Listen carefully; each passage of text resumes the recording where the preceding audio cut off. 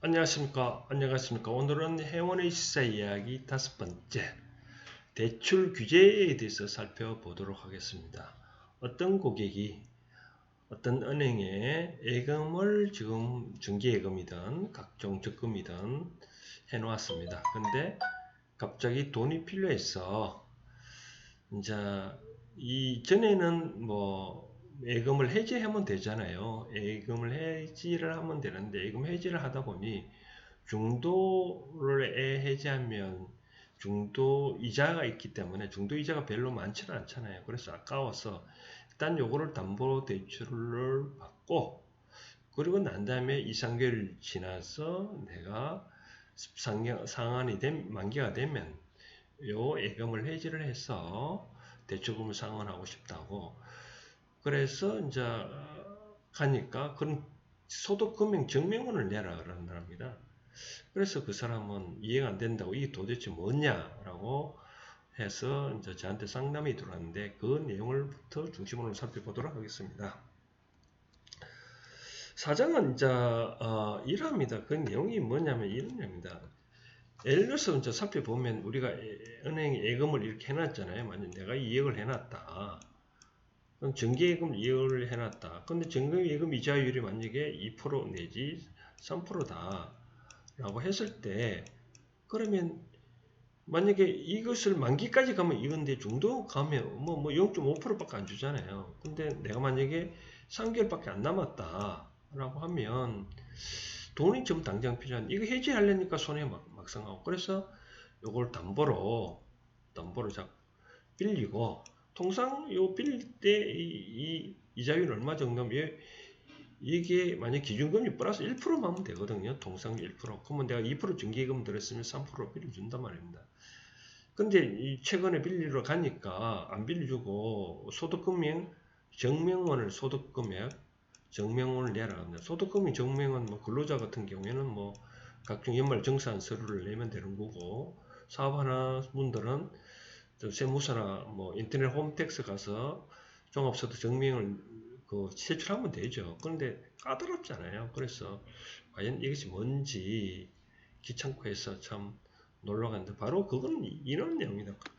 자, 각종 대출 규제에 보면 이런 내용이 있습니다. 어떤 내용이냐면 은행에서 요즘 많이 들으죠. 뭐 LTV인지 뭐 DTI인지 뭐 DSR 등의 용어 나오는데 살펴보면 있습니다.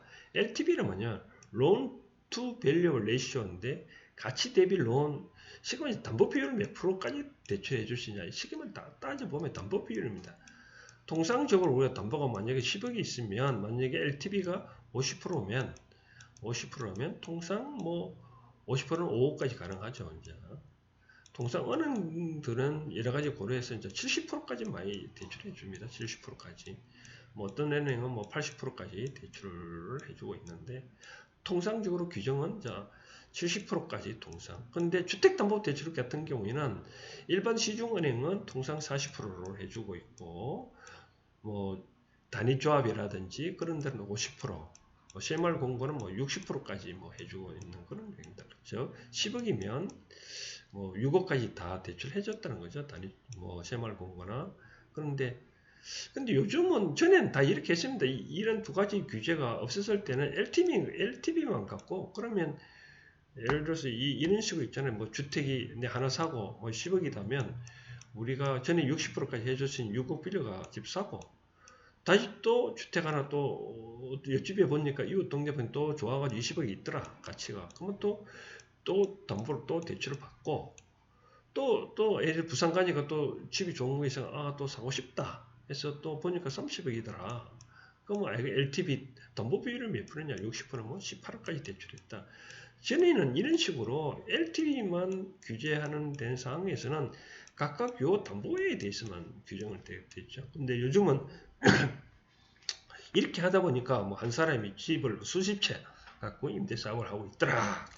이러면 안 되겠다. 해서 나온 게 이제 뭐냐면 LTV 대신 DTI 제도가 나왔습니다. DTI가 뭐냐면 이겁니다.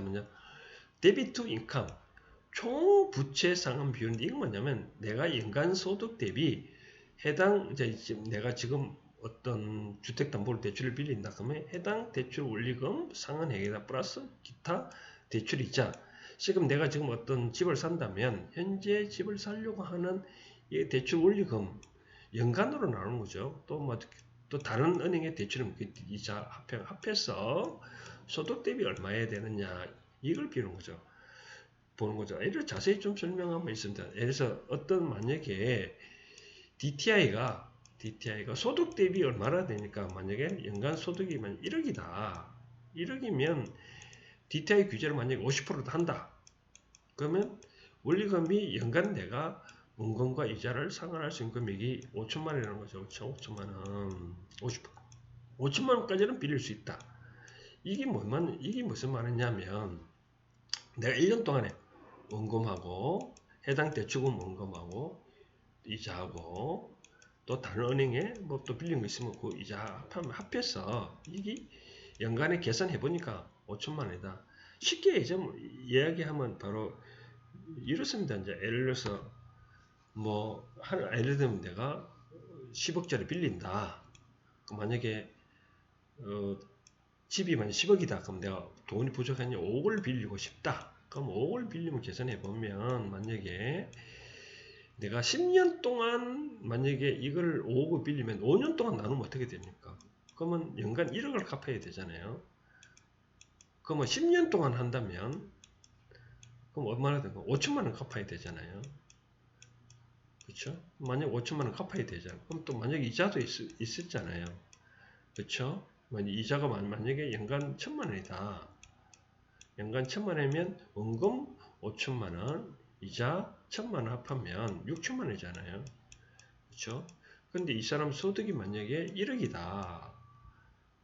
그러면 1억이 되면 1억분은 우리가 60% 연간 상환금이 60%이면 6천만 원이면 벌써 50% 넘어가잖아요. 그렇지? 이러면 대출 안 되잖아. 그럼 어떻게 하냐면 꼭 10억을 빌리고 싶다. 그럼 아니면 꼭 5억을 빌릴 수 있다. 그러면 대출 기간은 10년 하지 말고 15년 하면 되잖아요. 15년.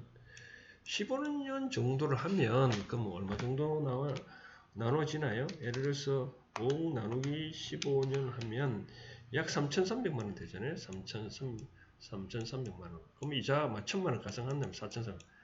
그러면 4,300만 원 정도 되면 내가 연봉 1억이면 DTI가 만약에 50%라면 그럼 5천만 원 범위 내에는 들어오니까 상환이 가능하다는 거죠. 그런데 이제 또 최근에 용어는 뭐가 있냐면 바로 이런 것입니다. 그럼 DSR이 뭐냐? DSR은 여기 뭐냐면 해당 DTI는 해당 대출금 원리금 상환액의 기타 대출 이자인데 DSR은 이 기타 대출이 아니라 기타 원금까지 포함합니다. 원금까지. 그러니까 우리가 어떤 자동차 할부라든지 신용카드라든지 신용카드 빌리는 그런 모든 대출금의 원금의 이자를 추정을 해서 나오는 연간 이 사람이 상환해야 될 금액에 만약에 소득을 나오는 거죠. 그래서 만약에 이 사람이 아까 이제 다시 원칙 돌아가서 내가 예금을 만약에 2억을 해놨다. 그럼 좀 3개월 후에 상환을 해야 된다. 만기가 들어오면 받잖아요. 그런데 이제 중간에 지금 당장 급하다 보니까 은행에서는 이제 이 DSR 규제 때문에 DSR은 수도권 위 지역까지 다 적용되는데 전국시키면 전국적으로 다 적용되는 거죠. 그래서 이 사람이 소득이 없으면 대출을 안 해주겠다는 겁니다. 그래서 무지막지한 거죠. 근데 이런 제도가 이제 이렇게 DTI든 DSR이든 나온 거는 서양에서 나오는 거죠. 서양에서 이제 가총 소득 규모가 포착이 되는 데는 LTV든 DTI든 DSR이든 다 통용되는데 우리나라는 따지고 보면 소득이 다 표출이 안 되잖아요. 이제 그러다 보니까 내 생각은 LTV만 규제를 해도 우리가 금융기관에서는 만약에 채무자가 돈 안 갚으면 담보 처분해서 상환하면 되거든요. 근데 최근에 다시 또 DTI에 DSR 규제한다는 것은 하도 정부에서 집을 이런 식으로 자꾸 LTV만 만약에 규제를 하다 보니 소득도 한번 따져봐야 보자. 그러다 보니까 최근에 이제 부동산이 너무 과열되니까 좀 줄여보자는 심정으로 DTI, DSR 규제를 하게 되는데 그러다 보니 전국적으로 부동산 거래가 활발히 안 이루어지고 있거든요. 부동산이 활발히 이루어지지 않다 있다 그러면 경제가 꼬꾸라지고 있다는 뜻입니다. 그래서 경제가 돌아가려면 집을 짓고 이 집을 지으면 다시 또 거래가 이루어지고 집을 지으면 이 거래가 이루어져야 되잖아요. 그럼 사는 사람이 있어야 되는데 사는 사람은 전에는 LTV만 규제했기 때문에 얼마든지 살 수 있었단 말이에요. 지금은 이제 DSR까지 규제를 하니까 소득이 없으면 집을 살 수 없다는 거예요. 그래서 이제 앞으로 이 점점 부동산 경기는 침체화되고 경제가 부동산 경기가 침체가 된다는 뜻은 이 부동산에 투자하려는 이 거래가 안 되니까 이 부동산에 건설에 종사하는 사람이 얼마나 많습니까, 그렇죠? 부동산이 거래가 안 되면 이 종사하는 사람들도 뭐 어려울 수밖에 없습니다. 그러다 보니 뭐 DSR을 뭐 50%니 60%니 뭐 점점 낮춰버리면 부동산 경기는 아무것도 안 되는 거죠. 자, 근데 한 번 만든 제도를 또 없앨 수는 없어요. 또 정부에서는 뭐 DSR, DTI 규제 안 하겠다. 또 요즘 최근에 또 뭐 신 DTI를 나왔는데 신 DTI가 뭐냐면 이겁니다. 아까 보았다시피 이 분자에 전에는 주택과 기타 채무의 원리금인데 신 DTI는 뭐냐면 기타 채무에서는 이자만 했는데 신 DTI는 이 본권 대출 받으려고 하는 주택 대출 플러스 기타 채무 중에 주택이 있는 경우에는 주택담보까지 포함시킨다는 거죠. 전에는 요까지만 이자만 했는데 그러면 요 기존에 다른 대출 받은 주택담보대출이 있다면 그 주택담보대출의 원금까지도 포함하겠다는 겁니다. 포함하겠다. 전에는 요 원금 안 보고 이자만 보거든요. 이자. 그러면 만약 신 DTI 적용한다 그러면 이제 앞으로 집을 살 수 있는 사람은 1인 한 채밖에 안 되는 거죠. 그러면 이제 부동산 경기가 안 되면 물론 집값은 잡을 수는 있겠죠. 집값이 잡는다 해가지고 부동산 경기를 죽여버린다. 그러면 경제는 점점 망하는 거죠. 사실은 이제 그렇습니다. 그래서 우리가 어떤 정책을 펴려고 할 경우에는 여러 가지 사항을 종합을 해야 된다는 겁니다. 그래서 우리가 정부 하나의 정책을 하더라도 저는 그렇게 생각합니다. 이 경제 정책은 자유시장에 맞게 우리가 자본주의 사회에 생활한다면 이 모든 경제 정책은 시장에 맞게 둬야 시장의 흐름이 돼야 되지. 정부에서 이렇게 저렇게 규제한다 그러면 일종의 풍선 효과라도 있고 그래서 정책은 이루어지지 않다고 보여집니다. 이제 오늘은 이제 왜 우리가 어떤 고객이 대출 조금만 빌리려고 하더라도 소득금액 증명원을 제출하라는 이유가 바로 이 DSR 때문에 DSR은 수도권 위의 지역에도 다 무조건 자기가 담보가 아무리 충분히 있다 하더라도 소득이 없으면 대출을 안 해주기 때문에 소득 증명원을 내라. 그렇기 때문에 DSR 규제를 잘 이해할 필요가 있습니다. 오늘은 여기까지 하겠습니다. 감사합니다.